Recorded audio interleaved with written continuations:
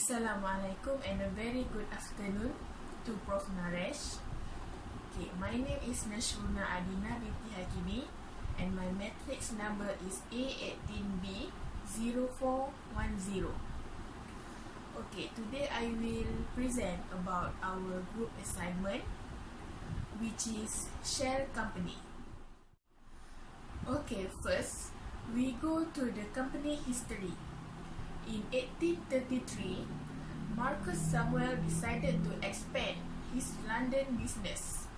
He already sold antiques but decided to try selling oriental seashell as well, capitalizing on their popularity in the interior design industry at that time. When Marcus Samuel Sr. died in 1870, he passed the business on to his two sons, Marcus Jr. and Samuel, who began to expand it. In the 1880s, they became particularly interested in the oil exporting business, but shipping still posed a problem, as oil was carried in barrels which could leak and took up a lot of space. To solve the problem, they commissioned a fleet of steamers to carry oil in bulk, including the Murex, which in 1892 became the first oil tanker to pass through the Suez Canal. Shell is an active player in and has embraced the transformation of the energy system. The company sees commercial opportunity in participating in the global drive to provide more and cleaner energy solutions. Okay, next we go to the Shell name. The Shell name briefly took a backseat in 1907 when the company was merged with Royal Dutch to form the Royal Dutch Shell Group, but the newly formed business quickly became known as Shell for short. The Shell logo, the red and yellow, Samuel Jr. chose red to make his kerosene can stand out against Standard Oil's blue when the companies were competing back at the end of the 19th century. The standing out from the crowd means the 1920 saw Shell breaking the mold in the world of marketing by using recognized artists rather than illustrator. Okay, next we go to the vision and mission of Shell Company. First, vision. Their vision is they make the difference through our people. A team of dedicated professionals who value our customers, deliver on our promises, and contribute to sustainable development. Next, their mission is to safely market and distribute energy and petrochemical products while offering innovative value-added services. Okay, next we go to the next part, which is comparative of company's mission characteristic. Shell Company have 6 mission characteristics, which are broad in scope, fewer than 150 words, inspiring, identifies the utility of firm's product, reveals that the firm is environmentally responsible, and lastly, enduring. And Shell Company get the percentage for the characteristic is 66.67%. Next is comparative of company's mission components. For the components, Shell only have 4 components, which are products or services, markets, survival, growth and profitability, and self-concept. And the percentage is 44.44%. Okay, next we go to the inference of vision statement. First, the old vision statement, which is they make the difference through our people, a team of dedicated professionals who value our customers, deliver on our promises, and contribute to sustainable development. And then the revised vision statement is they are made a significant difference by a team of universal values who respect our clients, deliver on our commitments, and contribute to sustainable growth. Okay, and the last part is inference of mission statement.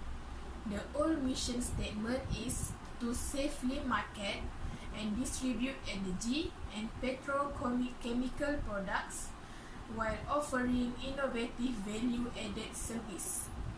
And then the new mission statement is to safely market and distribute energy and petrochemical products globally by offering individuals and businesses while offering innovative value-added services and implementing the latest tracking technology. We promote from within to improve morale among all employees.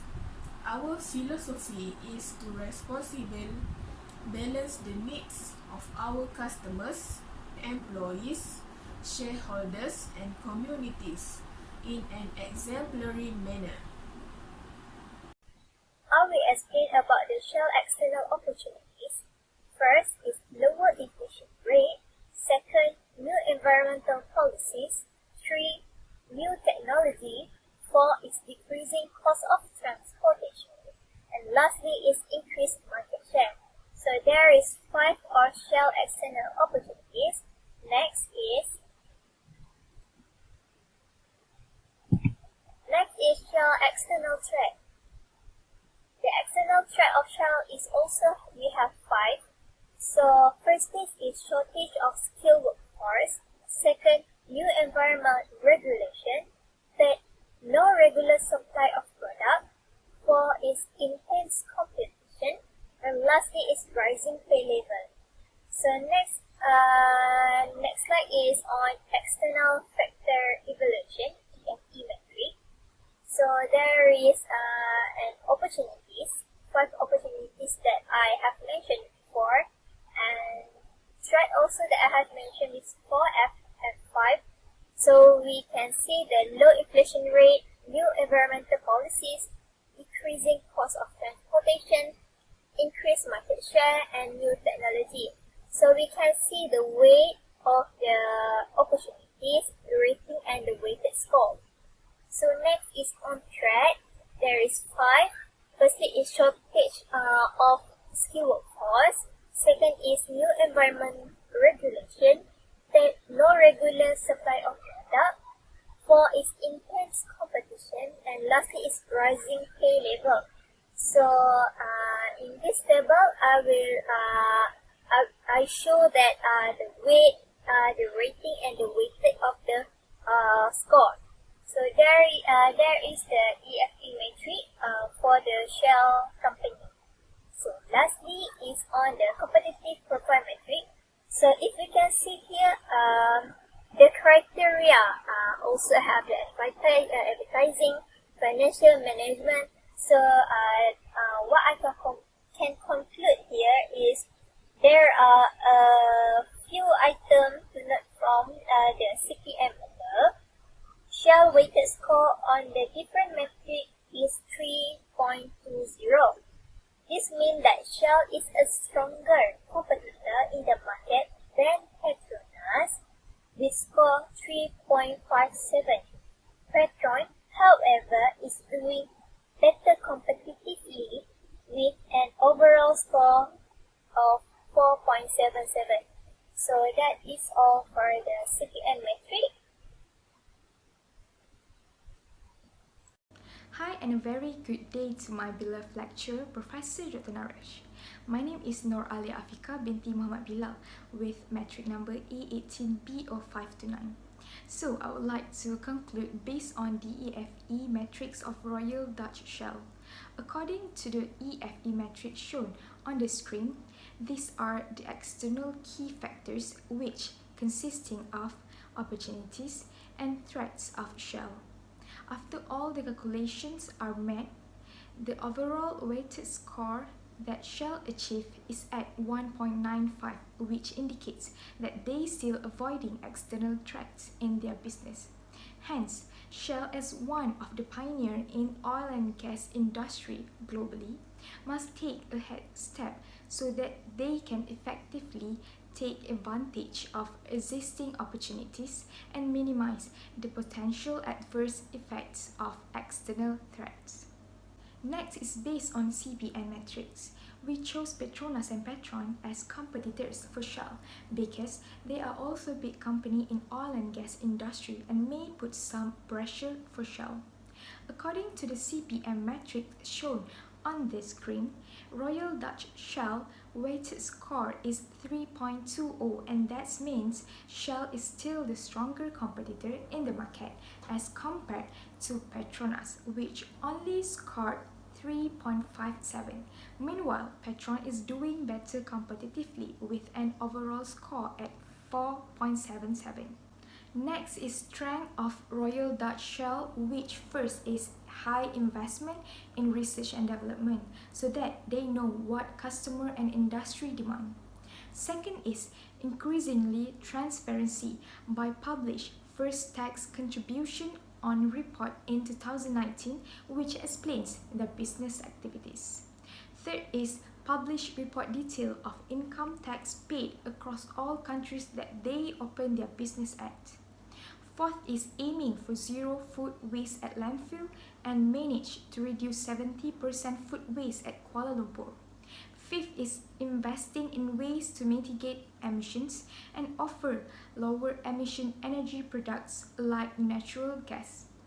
Then, Shell has worldwide customer base as they operate their business in more than 100 countries. Whereas for the weaknesses that Shell face is first lacking of safety performance, as there are 7 Shell staff found dead while working in 2019, which makes the number of fatalities increase as compared to 2018. Lastly is higher operating costs with lower bitumen production volumes of oil sands. After that is IFE matrix of internal key factors, which is strengths. As you can see on the screen, major internal strength for Royal Dutch Shell is in investing in R&D in 2019 as compared to 2018. Besides that, Shell managed to reduce consumption and waste in Kuala Lumpur by 70% and landfill. Furthermore, Shell also offer lower emission energy product like natural gas, which can avoid from getting into the situation where catastrophes happen. Next is internal weaknesses, which shows that major problem is lacking of safety performance that caused 7 people died while working and also has been increasing as compared to the previous years. Hi, my name is Nurul Ainadira binti Mat Hanafi. My metric number is A18B0691. I will explain further about financial ratio. Our research company is Royal Dutch Shell, and the competitors that compete with Shell are Petronas and Petron. In order to know better about these 3 companies, especially about their financial management, we will take a look about financial ratio. In this financial ratio calculation, I will go for 6 common ratio, which are current ratio, quick ratio, debt ratio, interest coverage ratio, gross profit margin ratio, and lastly, total asset turnover. Okay, we will go one by one. First, for current ratio. As we can see in this table beside me, it shows that Petronas lead the ratio by getting a higher current ratio in both years. Higher ratio are preferable because it indicates the easier it is for the company to pay its creditors on time. Next table is quick ratio. From this table, it shows that Petronas lead the higher ratio again in both years, and it can reflect the ability to pay its short-term obligation on time more than Shell and Petron. Alright, next table is debt ratio. Higher ratio for debt ratio, the riskier the firm will be. So the lower ratio, the better. As you can see in the table, in year 2018, Petronas are the best firm that earn debt ratio below than industry ratio. Meanwhile, in 2019, Petron take the position by earn the lowest ratio of the debt ratio. Next, interest coverage ratio measure the ability of firm to pay interest for their firm. The higher ratio for interest coverage ratio, the better the firm is. Both of the years, Petron's got the best higher ratio rather than other firms. Gross profit margin is one of profitability ratio in order to measure how much profit the firm generates from sales. The higher ratio indicates the efficiency and effectiveness of operation in the firms. Again, for this ratio, Petronas got the lead of the best terms of gross profit margin ratio in trades 2 years. Last but not least, asset turnover that measure how effectively firm is managing its asset in order to generate sales. For this ratio, Petron got the higher ratio, which indicates the best terms of asset turnover ratio. To conclude, both of them, IFE metric and financial ratio, both of them is the important part in business calculation in order to get accurate key internal strengths and weaknesses of their firms. IFE metrics got 3 elements, which are weight, ratings, and weight scores. A weight ranging from 0.0 low important to 1.0 should be allocated to any main factors, which is high important. The number demonstrates how critical the variable is a business wishes to survive in market. Second, ratings. The ratings in internal metric refer to the how strong or weak each factor is in a firm. The number range from 4 to 1, where 4 means a major strength, 3 means minor strengths, 2 means minor weaknesses, and 1 means major weaknesses. Strengths can be only receive rating 3 and 4, meanwhile weaknesses rating 2 and 1. The method of awarding IFE metric ratings can be made simpler by using the benchmarking tool. Last element is weighted score. The score is the product of the ranking multiplied by the weight. A score must be obtained for each main factors. The weighted total score is simply the sum of all the weighted individual scores. In both matrices, the business will get the same cumulative score of 1 to 4. The overall 2.5 zip score is an average score. A low total score in an external assessment suggested the plan of the organization are not well planned to address the opportunities and protect against threats. A low score in the internal assessment suggested that the company is weak against its rival. As for the Royal Dutch Shell, the company earned a total score of 2.60, suggested that the tactics of the company are neither successful or unsuccessful in taking advantage of possibility or defending against threats. The organization should strengthen its plans and concentrate more on how to take advantage of the possibilities. Selamat sejahtera, my name is Siti Nur Amirah binti Rizwan and my matric number is A1AB0866. Okay, for the last part, means part 4, the strategic analysis and conclusion. In this part, we have prepared the strength, weakness, opportunities and trade SWOT matrix. We have followed the 8 steps in the constructing a SWOT matrix of the Shell business.